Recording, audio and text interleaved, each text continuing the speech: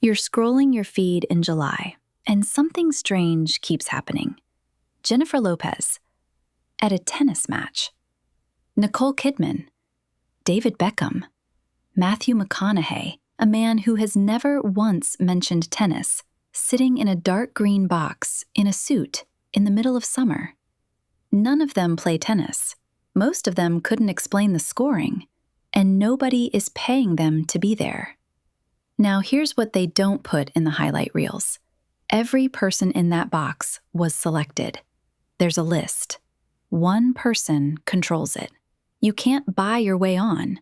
Millionaires have tried, and a world champion was once turned away at the door for wearing the wrong clothes.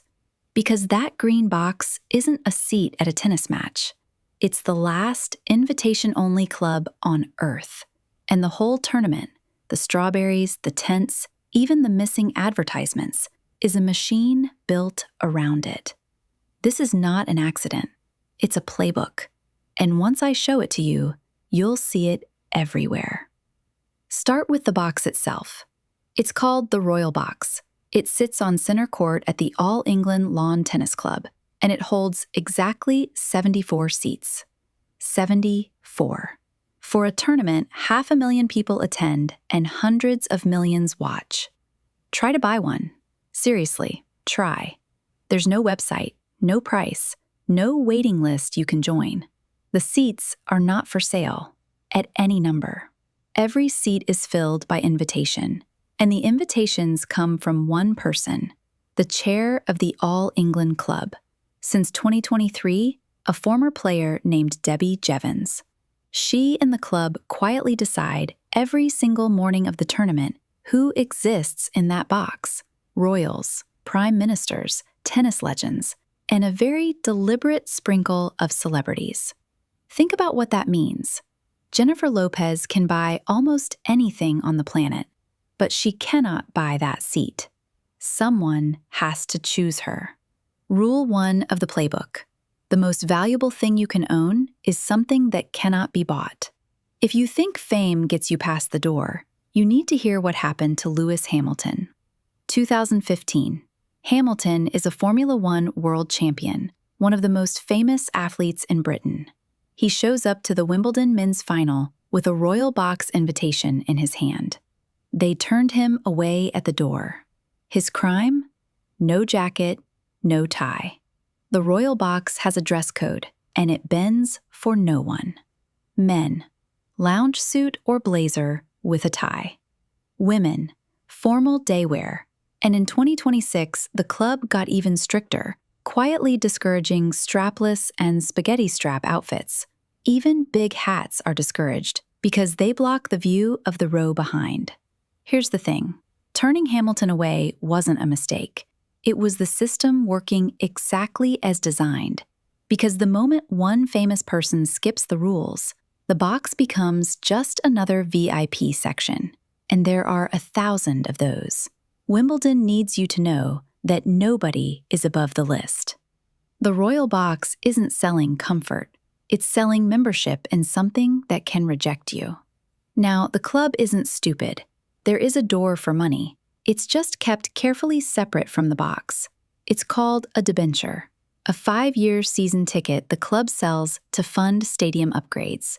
The newest Center Court series, starting in 2026, was issued at roughly £116,000, about $150,000 for 5 years. And debentures are the only Wimbledon tickets that can be legally resold. This year, a single debenture seat for the men's final was trading at around £9,500.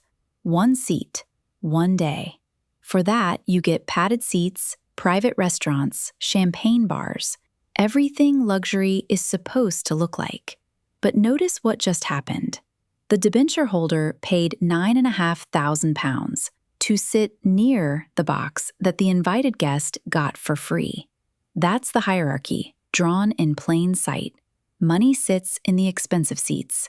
Status sits in the free ones. And here's where the machine gets genuinely clever.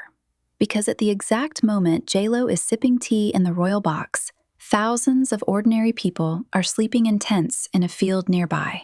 It's called the queue, capital Q, it's official.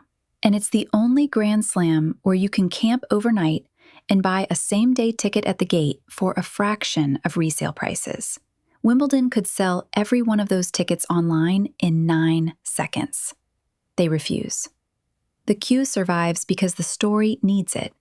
This must be a place where money can't skip the line.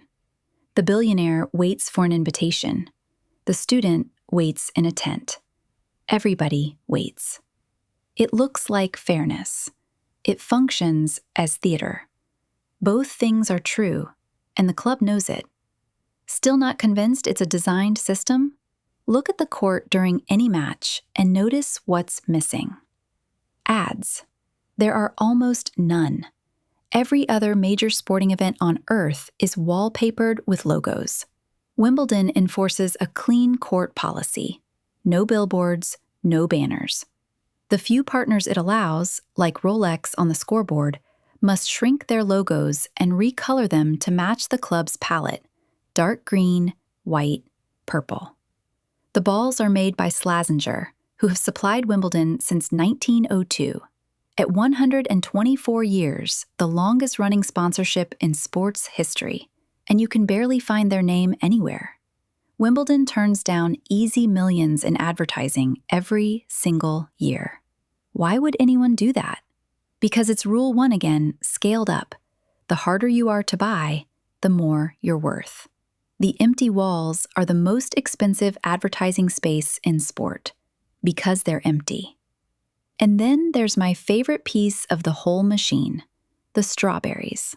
Wimbledon's signature snack is strawberries and cream.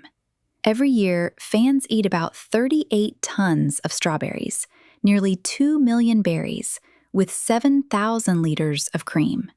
The price in 2026? £2.85.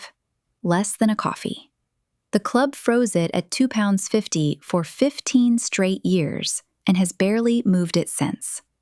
At an event where one final ticket resells for $9 grand, the strawberries cost less than a bus ride. That's not generosity. That's the alibi. The strawberries are what let Wimbledon look you in the eye and say, "We're not about money. We're about tradition." And everyone believes it. You believed it. That's how good the playbook is. So back to the question, why do celebrities fight over seats at a tennis match they don't care about? Because in 2026, fame is cheap.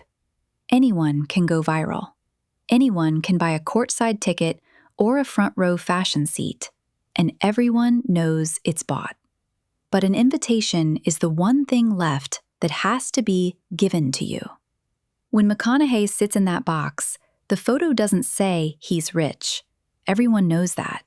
It says he was chosen by a 158-year-old institution that once turned away Lewis Hamilton. That's the whole conspiracy, hiding in plain sight. Wimbledon understood the oldest rule of status before influencers existed. Exclusivity isn't about keeping people out.